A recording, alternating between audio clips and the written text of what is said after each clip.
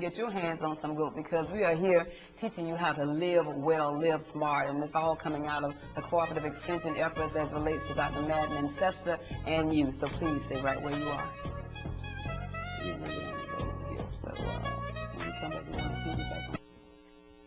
If you've ever had you some cabrito or chevron, you know what we're talking about when we celebrate annual Goat Day here at Florida A&M University. And Dr. Madden, you were talking about that in terms of one that's been held, but even let our audience know about one that's coming up later this year. Well, the annual Goat Day is in Brownstown, and it's tradition for all the folks who went ahead before us. But over the years, what has happened is that the goats were not there. So when I came on board, and I will tell you, I drove the counties and find the farmers. When I found them, then I realized we had a Goat Day. And then I worked with the organizers, and for the past 5 years we've been doing it. And we have been producing very good results. Indeed, tender eating and health benefits. Health benefits.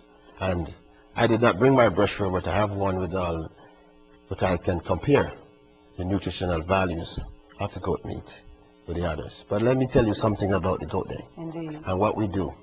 Now, we take goats, and I can tell recently now we're taking sheep. And the reason because sheep is a small ruminant also. And to keep all the farmers together, the sheep farmers work with us, because most of the diseases that affect the goat affect the sheep too. So we'll work with them.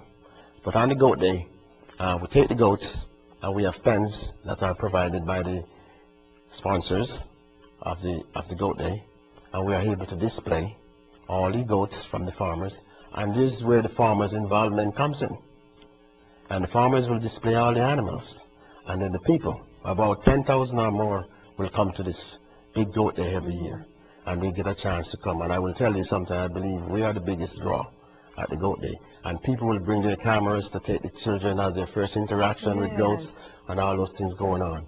And I have some pictures that we could use and those things too. But on the Goat Day, and because I know about curry goat and stuff, I also work with the farmers and processor over there, Esto Meat Processing, over there in West Florida, and we develop some sausage and hamburger, and also a burrito.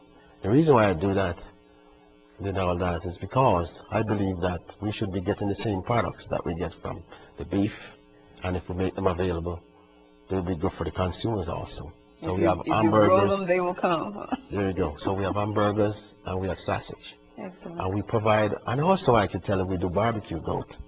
And we provide that along with the others. So we have hamburgers, sausage, barbecue goat, and curry goat sometime at the menu at the Goat Day. And people have samples. My mouth is salivating. When is the next Goat Day? Next Goat Day is going to be in October. I think it's normally the 3rd Saturday in October every year.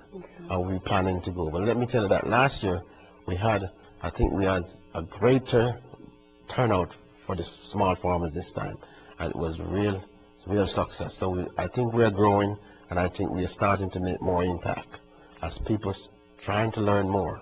A lot of people don't know anything about goat and the products that we can come from. But let me tell you also, we have goat milk, we have goat's cheese, and I will talk more about it when we get to the segment and the children. Indeed. And how they responded to those things. Well, that brings us to that segment, because, you know, you're giving us all of these uses for the goat, as it were. And, you know, yeah, you can say you're taking it to the farmers now, but what about those who are coming up, the youth and those who are young at heart, the children? I do know that in terms of the farm to school education and tours, you're involved with that also. And I'm thinking 4-H, as a former 4-H'er myself back in the day. How is that coming along? Well, this program now is like we're launching ourselves further into the community.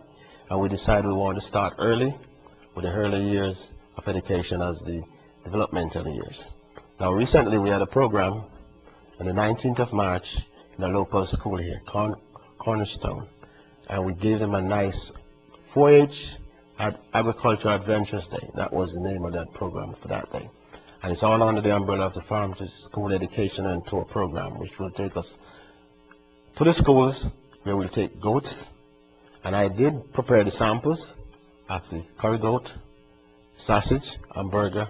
Also, I will inform you, we have goat's cheese along with that, with club crackers. And also, to make it even better, delicacy sounds like, we had vanilla ice cream made from goat out of goat milk.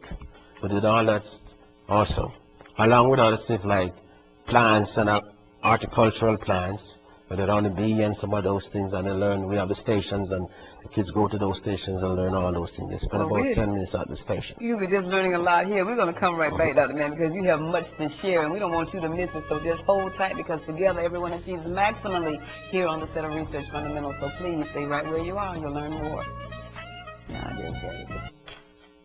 I know you're intrigued. You want to know more about how to make ice cream out of goat's milk, and so do I. But Dr. Madden, before we close this segment, some of your other research as it relates to bioterrorism and disaster and emergency preparedness, would you share some of those objectives briefly?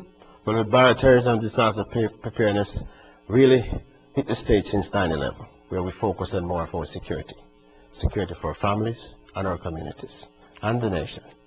And here at Florida University, I did some of that work, trained with bioterrorism and with disasters. You know, Florida is a state where we have a lot of hurricanes. And sometimes the farmers, especially the small farmers, which is our clientele, don't have anybody to go to if we're not providing them with the information that they need. So I think we're set to do that. So what we do, we have workshops and hands-on training for the farmers. And we also have a master goat certification course, which that is a part of. And I participate in doing that. So with all this thing about how to keep the animals safe, remember we talked about earlier with the food, starts on the farm. Keeping the farm secured, food safety, the health of the nation will be secured. So if we can do that, whether with storms, normally with terrorism is some culprit trying to hurt the people and the animals or the agricultural product because of some problem they might have. Because they figure if they want to interfere with our food and make all that thing be poisonous or be detrimental to our health, they can hurt us.